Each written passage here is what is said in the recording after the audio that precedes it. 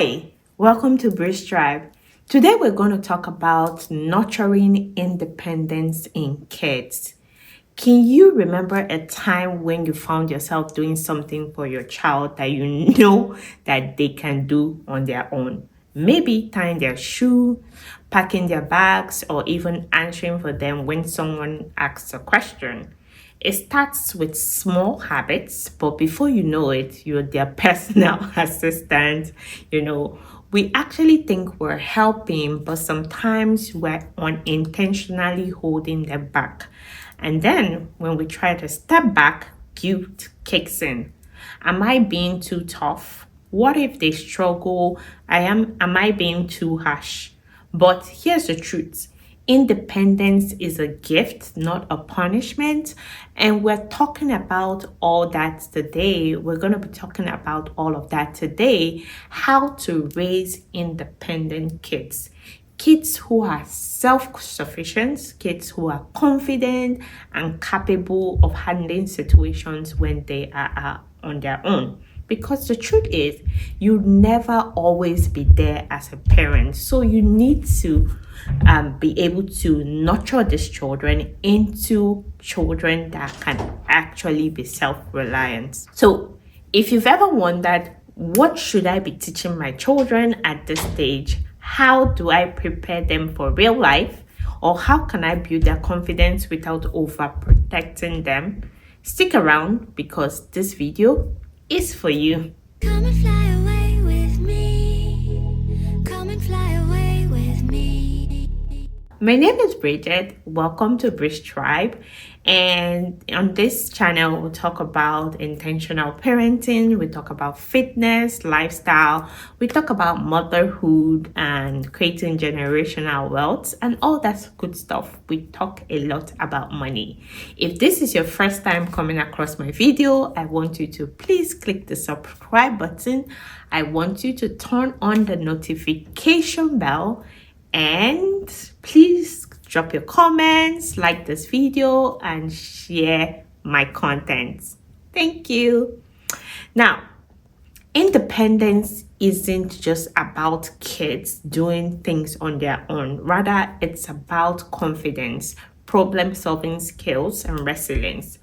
Every parent wants their child to be strong, confident, and able to handle life on their own.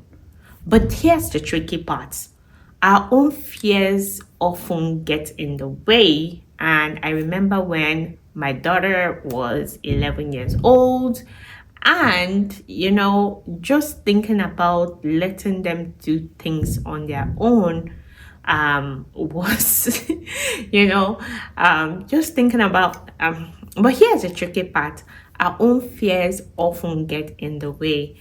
I remember my son reminding me, how I started to teach him really early how to wash the bathroom, how to clean up after himself.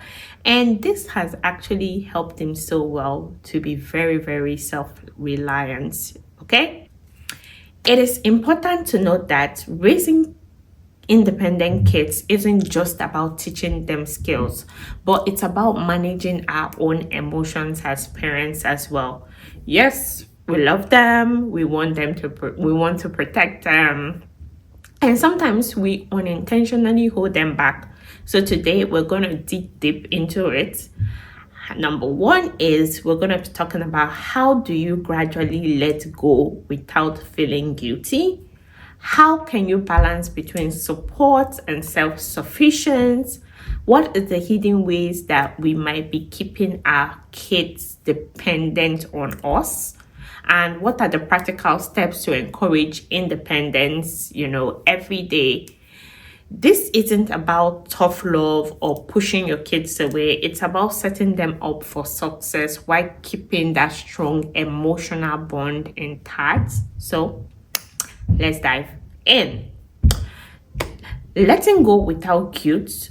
Why is it so hard for parents to let go? Okay, let's be honest, watching a kid struggle, even with something small, can hurt you as a parent, right? We want to jump in, we want to fix it all, we want to make life easier. We also sometimes lack the patience of watching them spend a lot of time trying to fix things on their own.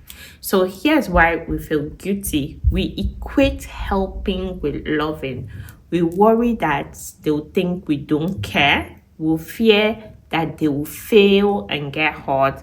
But the hard truth is that if you don't let them struggle a little right now, life will make them struggle a lot later. So we must shift our mindsets and realize that independence isn't rejection, it is, growth. Struggle isn't suffering, it's a learning curve. And finally, you're not letting them fall, you're teaching them how to stand. The goal is to step back just enough that they feel capable, but not so much that they feel abandoned. Think of it like training wheels. You hold them for a while and then you let them go, but you're still running beside them. That's not control, that's support, that's love, right? So let's discuss further. Now, you have to build a balance between support and self-sufficiency. Some parents are so overprotective that you're doing everything for your child. Others go to the opposite extreme and expect too much too soon. The sweet spot is in the middle, and practical examples are, let's take for instance, toddlers. Letting them pick out their clothes, even if it means that they have to wear like mismatched socks. Teaching them to put away toys, instead of doing it for them. One thing I do is I got, sometimes we're so particular with arrangements, or it's not properly put aside, that we want to like take away the chores from them. One thing that I use are like bins, right? I use like a storage bin, and I don't just teach them to pick everything up in their room and just toss it into the bin, right? So another thing with school age children is, instead of reminding them every 10 minutes to do their homework, let them experience the natural consequences of not doing their homework. Let them order for themselves, at a restaurant instead of you speaking for them, right? For teenagers, teaching them to manage money by letting them make decisions with their allowance. If you are giving them an allowance and giving them like real responsibilities like babysitting or cooking a meal for the family, can actually help a lot. Now, I'm not talking about making them do everything alone. I'm talking about, that middle point, that sweet spot between support and self-sufficiency. And that when it comes to nurturing independence in your kid, it is more about guiding them to do things for themselves step by step until they can handle it all alone adequately and efficiently. So moving on, let's talk about like the hidden ways that we can hold our kids back without realizing it. Now, this can really be sneaky. We may keep our children dependent on us without, actually realizing it, So we safeguard our children so much, and you think that there's certain things that they cannot do. I remember for my last baby, Tori, she's 6 years old right now and she's turning 7. And just because she's the last in the house, so many times I've shielded her from participating, from just doing the dishes. And one day she walked out to me and she said, "Oh, Mom, I want to do the dishes." Now, every other child, started really young, but now because she has older siblings before her, I kind of like shield her from it. But one day she was like, "Mommy, I want to do the dishes." And then Shola, my son, reminded me that, "Mommy, I really started to do the dishes way younger than the age that Tori is now, So, these things can keep up on us. Like we don't we actually realize that we're shielding the child and we're making them dependent on us. Now, one thing is, I talked about this before, like doing things for them that they can do themselves. If they can put on their own shoes, let them do it. Sometimes we are so impatient and we're like, oh, snap, snap. You want them to do it on their own. But even though it takes longer, practice makes progress. So you want to give them that ability to do that for themselves. Now, next is answering or speaking for them at every time. Let them have a voice, especially as Africans, we tend to shut our kids up a lot, and you really want to step back from that. If someone asks them their name, their age, or their favorite food, let them speak, let them have the conversation, okay? Now, another thing is solving all of their problems. Instead of instead of offering solutions, ask them, ask them, how they want to fix things. What do you think we should do? Guide them instead of, completely shielding them from facing the consequences.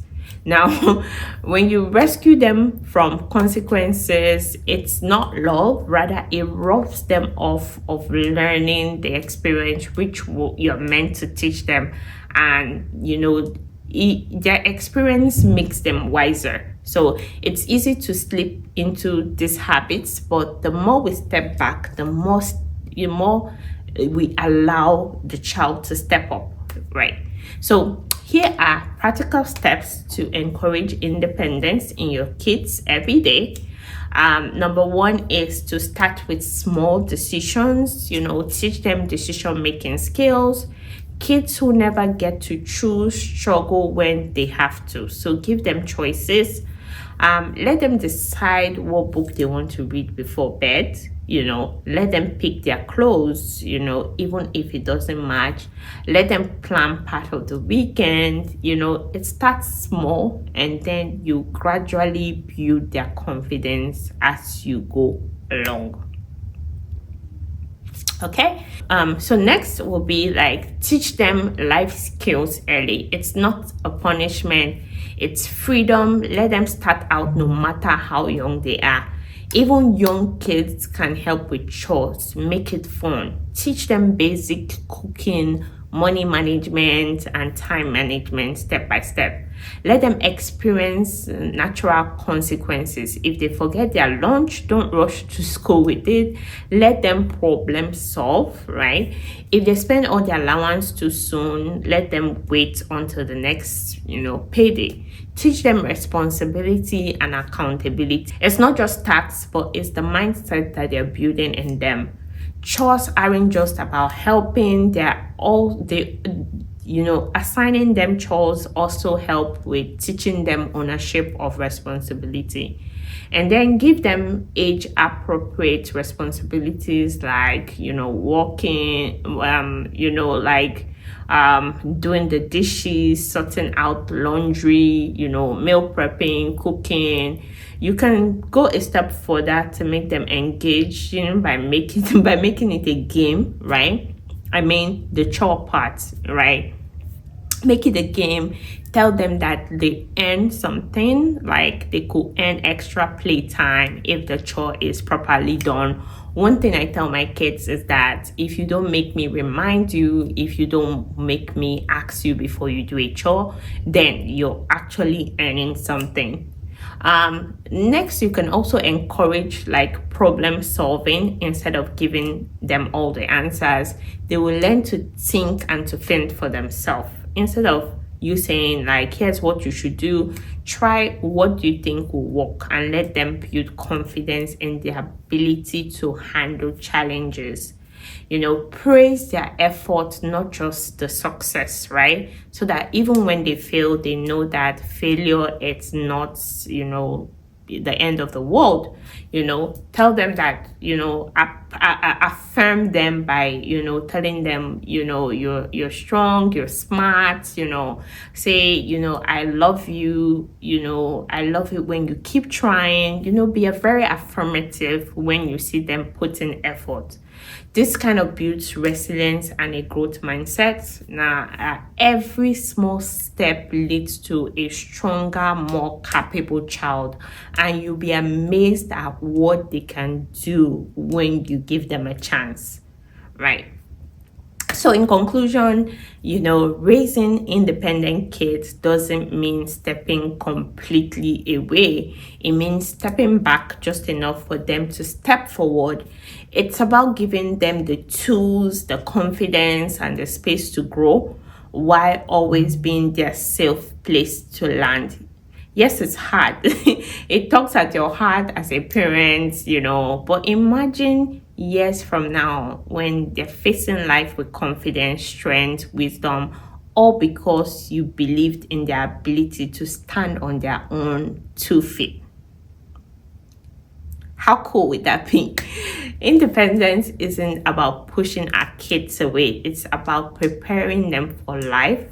And it doesn't happen overnight. It is built through daily moments of trust, patience on your part, and stepping back so they can step up, So that's the gift of independence.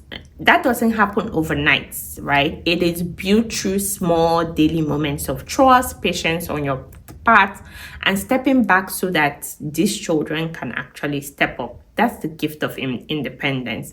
Now, one small shift at a time, and it starts with, one effort, one step, all of that.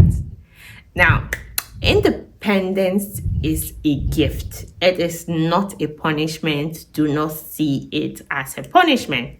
Letting go doesn't mean abandoning your child. It means that you're guiding and providing guidance to the child. Find the balance between helping and stepping back. Watch out for ways that you unintentionally hold your child back. And then start with small choices, life skills and problem solving skills. Praise their efforts and not just the results, and make sure that you're showing them that independence grows with time. You have to trust the process. Okay. Now, this is your sign to keep it going and go back and practice this step. I want you to share with me your experience in the comment section. What is one thing that you struggle with when it comes to raising independent kids? Please, let's talk about it in the comments. It may just help another mother out there. If this video has helped you and you found it useful, I want you to please share, subscribe to our YouTube channel, share this video with another mother or another parent, and don't forget to subscribe to our YouTube channel, turn on the notification bell for when we post our next video. Right, so till my next video, don't forget to be intentional in your parenting, your healthy lifestyle, and building generational wealth. Bye. Come and fly